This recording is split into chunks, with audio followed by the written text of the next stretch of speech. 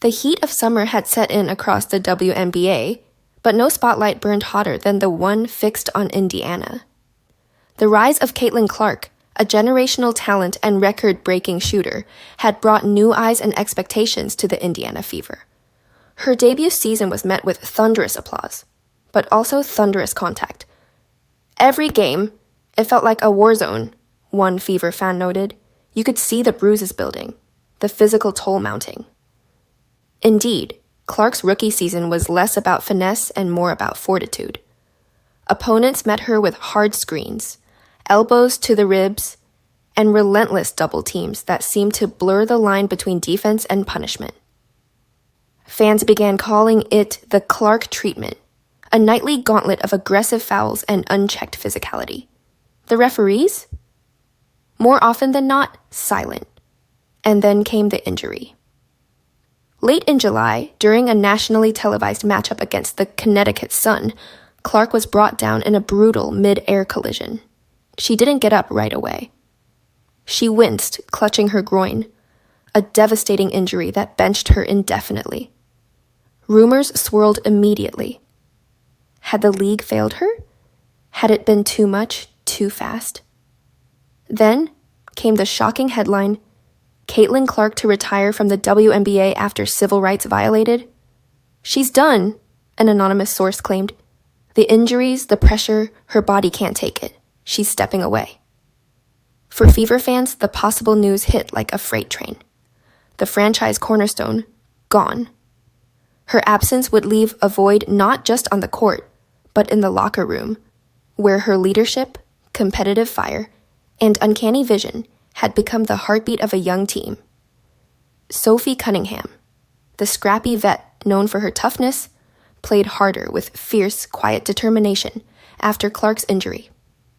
They're heartbroken, a YouTube comment observed, but they're not broken. Lexi Hull, Caitlin's closest friend on the team, showered unwavering support. They came into this season as a family, and families rally. A fan cooed in approval. Still, with Clark gone from injury, the burden shifted. Cunningham, Hull, and especially rising star Aliyah Boston were left to carry the banner forward. Boston, who had always stood as Clark's on-court bodyguard, intervening when refs didn't, now stepped up in more ways than one. She's really the rock of our team, said Indiana State coach Stephanie White. When Cailtin went down, Aliyah didn't flinch. She rallied the locker room, kept everyone focused. Coach White later awarded Boston Player of the Week, not just for her stat line, but for her leadership. And while the media couldn't stop speculating, it was important to note, Cailtin Clark had not confirmed anything. In fact, Cailtin Clark still seems deeply connected to her Fever teammates.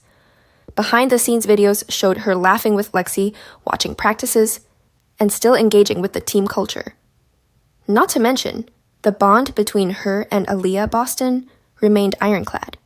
She's not walking away, said a podcaster. She just needs time. The injury is serious, but quitting? That's not the Cailtin we know. Still, fans held their breath. Meanwhile, in Chicago, a different storm was brewing. Angel Reese, the outspoken rookie phenom of the Chicago Sky, had become both a fan favorite and a lightning rod for controversy. Despite her grit and undeniable star power, the Sky's season was sputtering. Loss after loss chipped away at morale. Then, a seemingly innocuous Instagram post from veteran guard Brittany Sykes lit the match. Making decisions for yourself is a hell of a liberating feeling, Sykes captioned, hinting at a major career move. The comment section exploded when Angel Reese chimed in. Heavy on the PS. Love, you Slimski.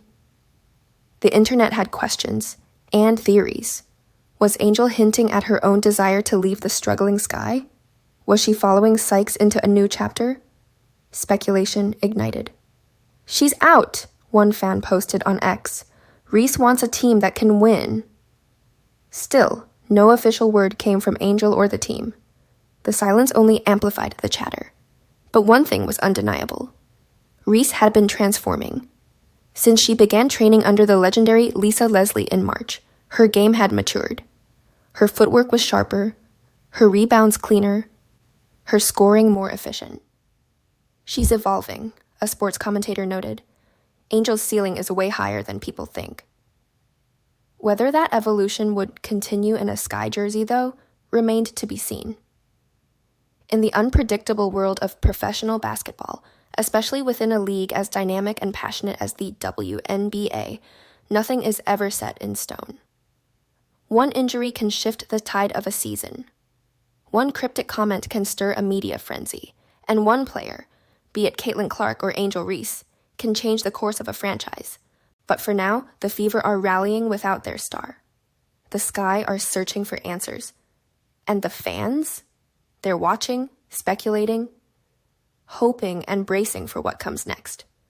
Because in the WNBA, anything is possible, even the silly rumors.